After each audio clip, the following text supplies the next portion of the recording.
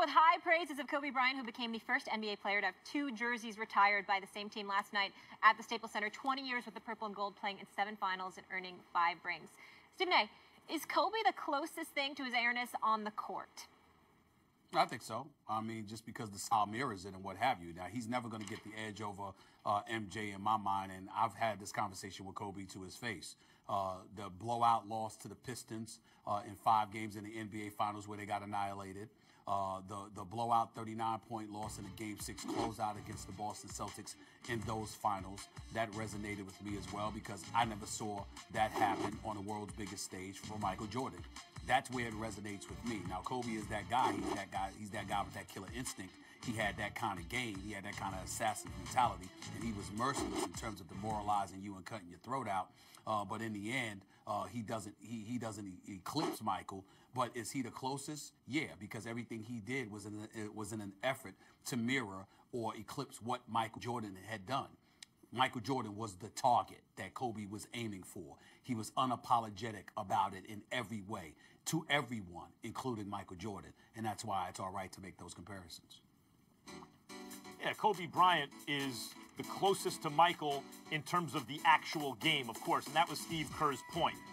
And by the way, he modeled this whole game on Michael Jordan. His speech, his dress, his goal for championships, everything was modeled on Jordan trying to be a better version of the original. And that's an incredible task when you consider that the original was also clearly the greatest player who ever lived and usually recognized as the greatest athlete in the history of American team sports and really the greatest of all time on planet Earth. Like, if that's you happen to play that guy's position, and you try to be that, the greatest ever, any sport, and you try to be that only better than the original, who else would take on that task, right? But Kobe tried it and came extremely close. For those who want to argue that Kobe, well, if they played in a different era, if only he hadn't played with Shaq, no.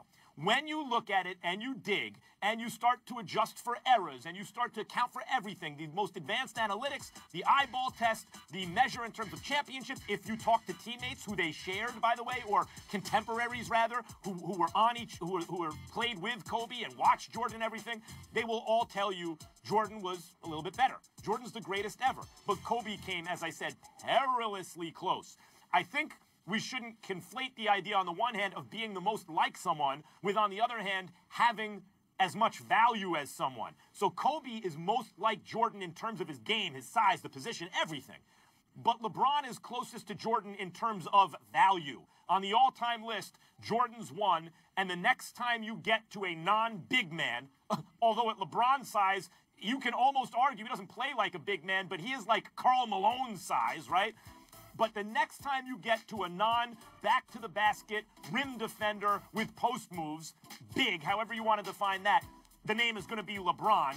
And then after that, you will get to either Magic, Bird, or Kobe. So Kerr's absolutely right. Kobe most like Jordan, LeBron closest to Jordan in terms of value.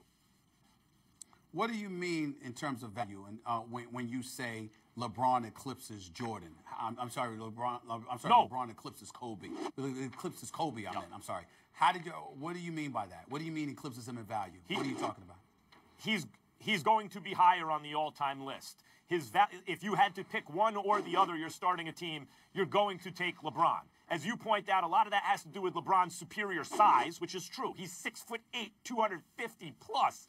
But it also has to do with the efficiency in scoring. LeBron's an incredibly efficient scorer. And also the defense, because LeBron defense improved throughout his career to the point where he could guard effectively all 5 positions. He's almost like a Dennis Rodman kind of figure at his height in terms of his defensive value.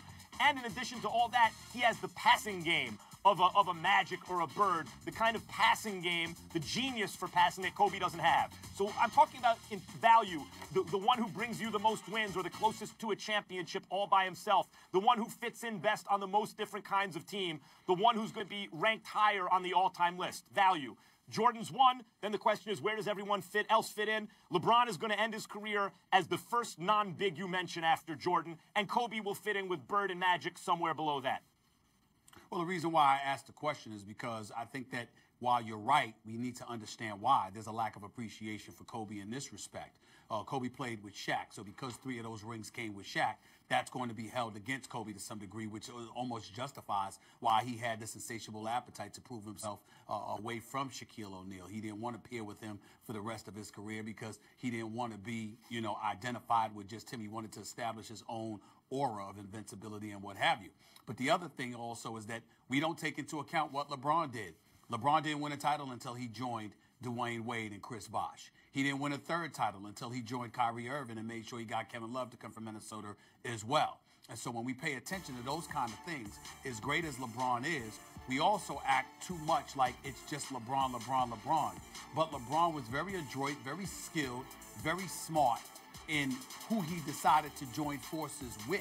And that had a lot to do with the success that he ultimately was reaped. Now, he doesn't deserve to be excoriated for that because it's a team game and you can't win by yourself.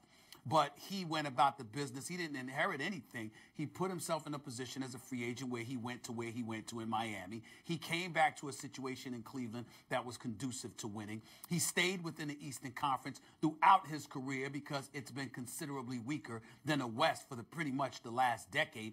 We've got to pay attention to all of that too, whereas Michael Jordan had Pippen and had to groom and elevate Pippen. Mr. Migraine Headache at the time before he ultimately elevated himself into being one of the 50 all-time greatest players in the six-time champion along with Michael Jordan, because Michael Jordan could not have won without him.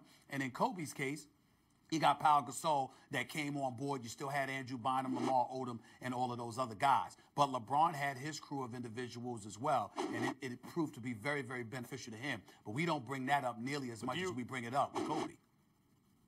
Do you penalize LeBron for that, though, or do you look at Kobe's good fortune? Because as much as Kobe had to play 1A to Shaq's 1, which in a sense is unfair to him, Kobe was born into an NBA situation where essentially by the time he became an all-star player, he had Phil Jackson as a coach and Shaquille O'Neal in his absolute prime as a teammate. Like, give LeBron Phil Jackson and Shaquille O'Neal, and he ain't going anywhere, especially in the LA market. Could you imagine? Then he wouldn't have to go looking for super teams because he'd have it. He'd be born into that situation. I don't know that you take credit away from LeBron for seeking out that situation himself when Dan Gilbert so miserably failed to surround him with anything the first go-round in Cleveland.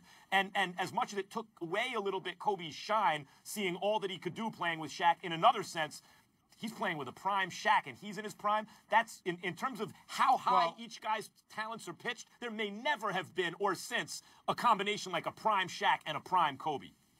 Yeah, but you got to remember, Kobe grew into his prime. Kobe came in as a rookie. Kobe was a bench warmer. Then after that, Kobe was a sixth man before Kobe ultimately started. There was Eddie Jones and Nick Van Exels of the world and others who were on the team when he had first arrived. So Kobe didn't arrive and wasn't a star and was a star from open and tap. He had to mature and work through the Del Harris era. Let's not forget that as well. So there were some impediments to Kobe's success potentially that could have been there, but he worked his way through it. All right, that'll do, guys. We got another storied franchise to get into. That will be the Cowboys. Zeke is ready to eat this weekend when he returns from his 6-game suspension, but is his head coach ready to feed him?